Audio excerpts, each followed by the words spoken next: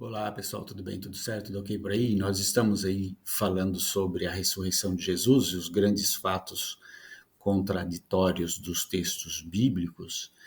Entre eles, nós temos Maria Madalena, que aparece nos 4 evangelhos, tudo bem, tudo certo. Né? Os evangelhos falam sobre a presença de Maria Madalena nos 4 evangelhos, mas se contradizem a respeito do número de mulheres que estavam lá. Mateus 28:1 diz que Maria Madalena e a outra Maria foram ao sepulcro.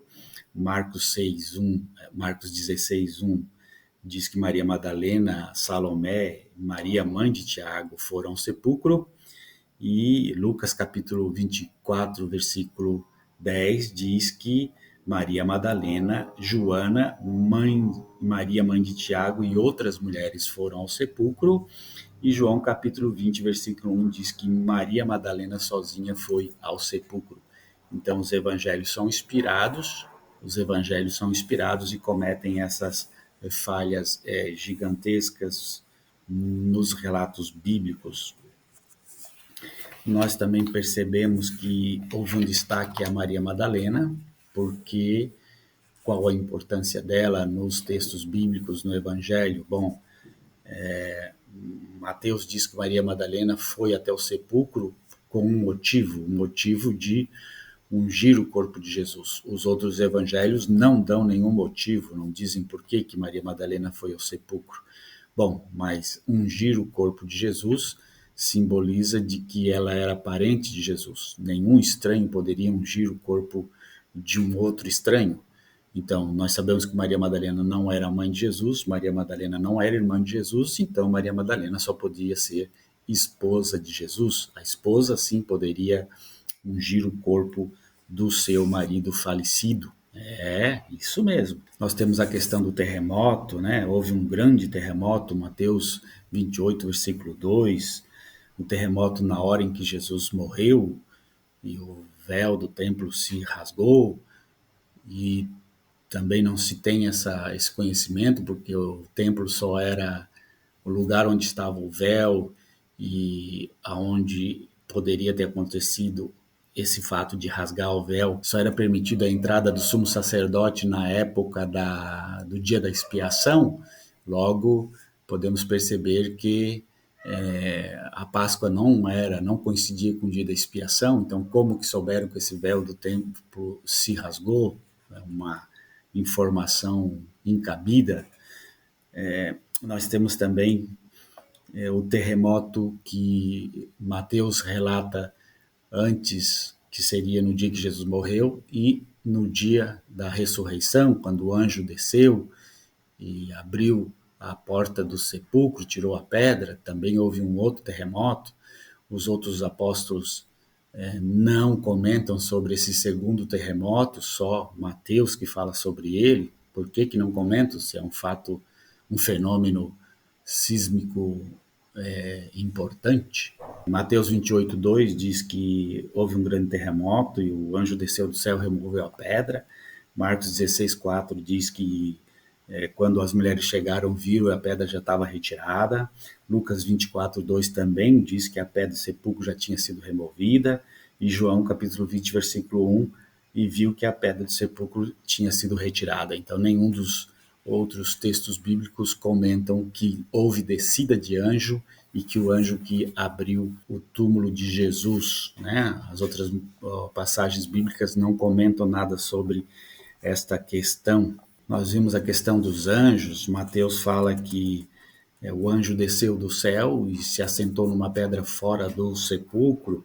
E aí nós vamos ver que Marcos e Lucas dizem que os anjos estavam dentro do sepulcro e eram mais de um anjo. Mateus diz que era um anjo só, estava fora, e Marcos e Lucas dizem que era um varão, que era um jovem, roupa esplandecente, não afirma que eram anjos que estavam dentro do sepulcro e não fora do sepulcro. E assim por diante nós vimos que os guardas desmaiaram e as mulheres apenas ficaram com medo. Como assim? Os guardas eram homens preparados para aquela situação ou para situações difíceis e desmaiaram, e as mulheres ficaram acordadas e falaram com o anjo estavam só com medo. Parece um pouco fantasioso essa ideia. Uma outra questão é: Jesus apareceu na Galileia ou Jesus apareceu em Jerusalém?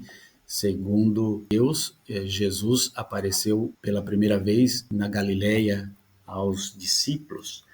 E segundo Marcos e Lucas, Jesus apareceu pela primeira vez em Jerusalém aos discípulos. Que erro grande de geografia aí que os discípulos, os apóstolos cometeram.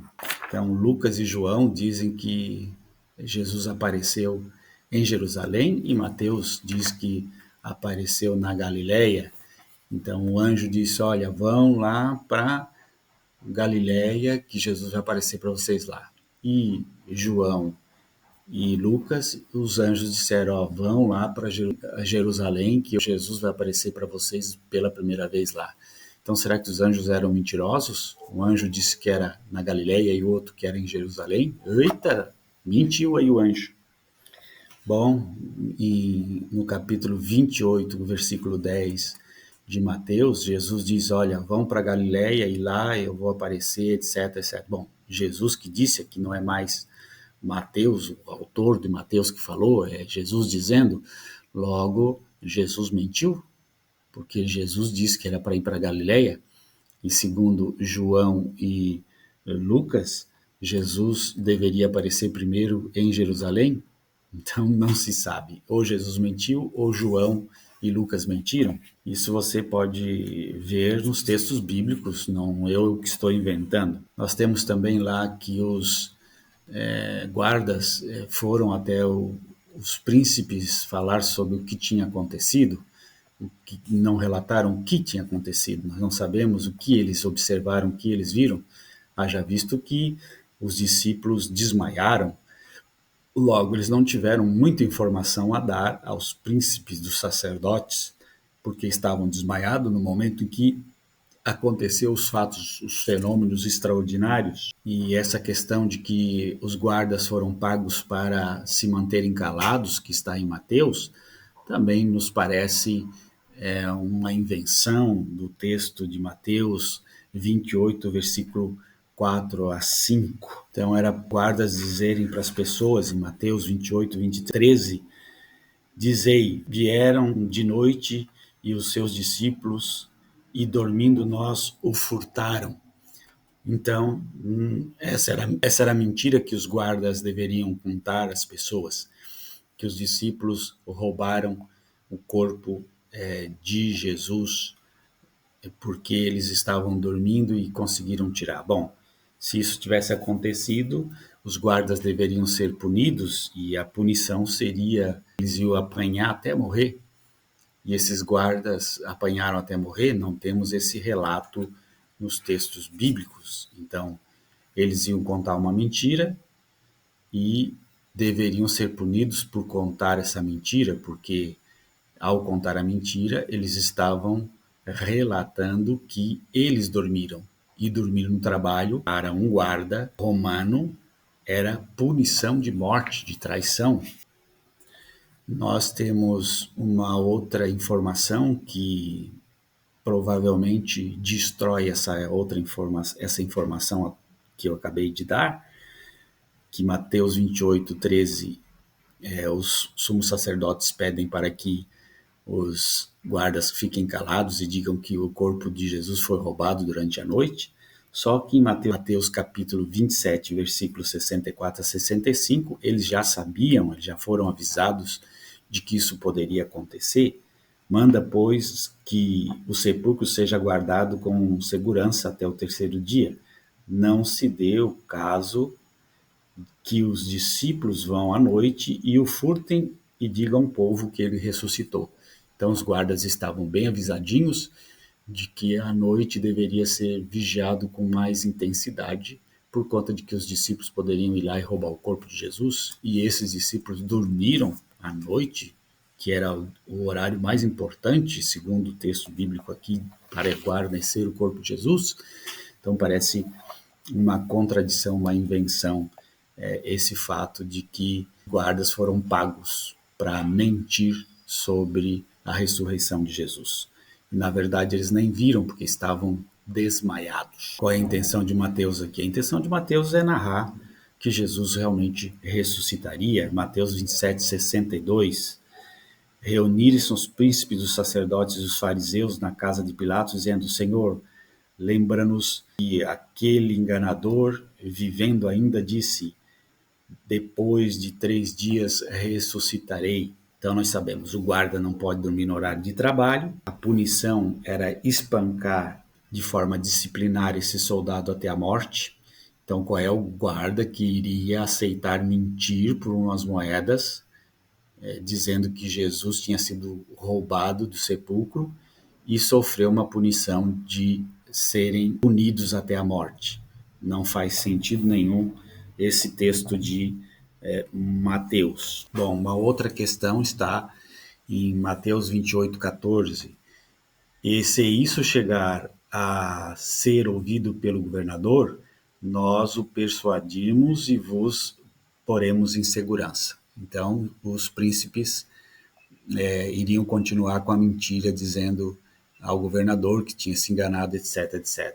Mas, porém, se o corpo de Jesus, por mentira mesmo dos guardas, seriam os discípulos acusados de ter roubado o corpo de Jesus, logo eles deveriam ser punidos por ter feito algo contra a lei. Mas nós não vimos nenhuma punição aos discípulos, aos apóstolos. Nós temos uma passagem que César decretou a morte para aqueles que extraíssem o corpo de alguém do sepulcro. No caso, os apóstolos estavam sendo acusados de tirar o corpo de Jesus do sepulcro.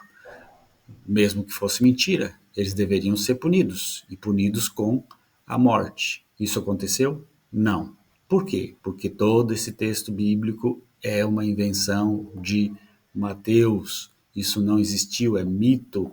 E para piorar, Mateus 28, 15, e eles recebendo o dinheiro, disseram que estavam instruídos e foi divulgado esse dito entre os judeus até o dia de hoje.